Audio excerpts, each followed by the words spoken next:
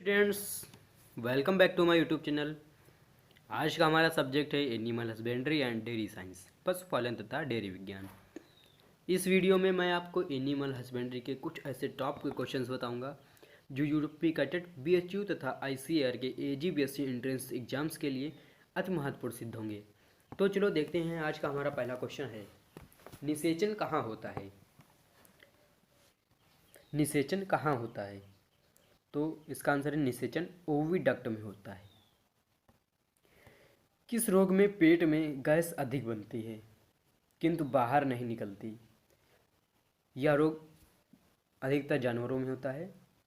किस रोग में पेट में गैस बनती है किंतु बाहर नहीं निकलती? इसका आंसर है आफरा रोग। पशुओं में सुर्रा रोग किस जीव के कारण होता है? पशुओं में सुर्रा रोग किस जीव के कारण होता है? तो इसका आंसर है टिफैनोसोमा इवाइसाई। दूध दुहने के लिए प्रयोग करते हैं। दूध दुहने के लिए मिल्किंग पेल का प्रयोग करते हैं।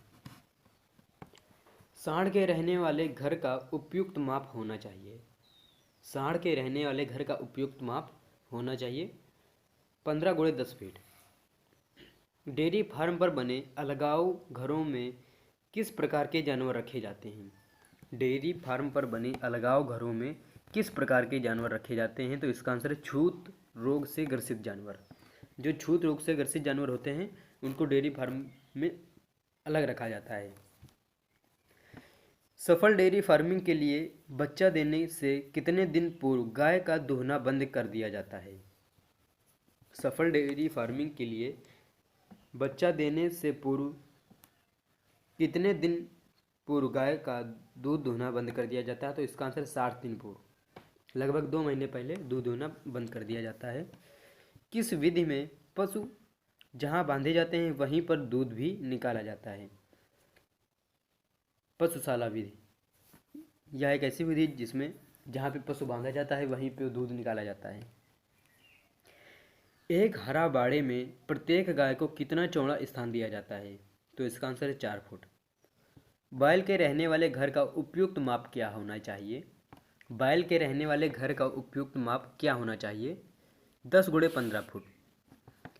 भेड़ के वीर्य का पीएच मान होता है। भेड़ के वीर्य का पीएच मान होता है 6.2 से 7। गाय में क्रोमोसोम की संख्या होती है। गाय में क्रोमोसोम की संख्या 60 होती है। सांड को नाक में छल्ला पहनाना चाहिए। सांड को नाक में छल्ला 6 माह पर पहनाना चाहिए। जब सांड 6 माह का हो जाए तब उसकी नाक में छल्ला पहनाना चाहिए। अग्न्याशय से कौन सा हार्मोन निकलता है? वेरी वेरी इंपॉर्टेंट क्वेश्चन है। अग्न्याशय से इंसुलिन हार्मोन निकलता है।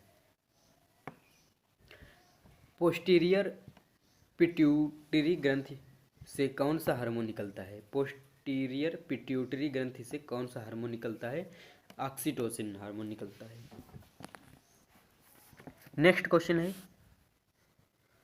सर्वप्रथम कृत्रिम गर्भाधान किस पशु पर किया गया?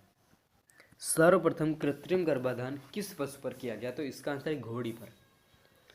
सन 1942 में इज्जतनगर रायबरेली में कृत्रिम गर्भाधान का कार्य किस वैज्ञानिक ने किया? सबसे पहले 1942 में इज्जतनगर बरेली में कृत्रिम गर्भाधान का कार्य किस वैज्ञानिक ने किया? तो इसका आंसर है doctor P Bhattacharya. Doctor P Bhattacharya ने सर्वप्रथम इज्जतनगर बरेली में कृत्रिम गर्भाधान किया। गाय के अंडाशय की लंबाई होती है। गाय के अंडाशय की लंबाई 2.5 से 4 सेंटीमीटर होती है। गाय को गर्भित करने के लिए कितने शुक्राणुओं की आवश्यकता होती है? गाय को गर्भित करने के लिए 1 शुक्राणु की आवश्यकता होती है। गौ पशुओं की अस्थिपंजर में कितनी हड्डियां पाई जाती हैं? तो इसका आंसर है 180। अगले पैर की हड्डियां हैं ह्यूमरस। पशु का सत्यपेट होता है, जो पशु का सत्यपेट होता है उसे कहते हैं एबोमेसम। जठर रस पेट के किस भाग में उत्पन्न होता है? जठर रस पेट के एबोमेसम भाग में उत्पन्न होता है। मुर्गी के मांस में सबसे अधिक कौन सा अमीनो अम्ल पाया जाता है? मुर्गी के मांस में सबसे अधिक कौन सा अमीनो अम्ल पाया जाता है? तो इसका आंसर है लाइसीन। मुर्गी के अंडे में सबसे अधिक कौन सा अमीनो अम्ल पाया जाता है? इसका आंसर है लाइसीन। सेम क्वेश्चन आ गया। मुर्गी के अंडे में सबसे अधिक कौन सा तत्व पाया जाता है? ध्यान देना, मुर्गी के अंडे में सबसे अधिक कौन सा तत्व पाया जाता है? तो इसका आंसर है प्रोटीन। मनोरंजन हेतु मुर्गी की कौन सी नस्ल पाई जाती है? वेरी वेरी इंपॉर्टेंट क्वेश्चन है। मनोरंजन हेतु मुर्गी की कौन सी नस्ल पाई जाती है? बंटम। एक अंडा बनने में कितना समय लगता है? एक अंडा बनने में कितना समय लगता है? तो इसका आंसर है 22 से 24 घंटे। अंडे के कवच में कौन सा तत्व पाया जाता है? अंडे के कवच में कौन सा तत्व पाया जाता है? तो इसका आंसर है कैल्शियम कार्बोनेट।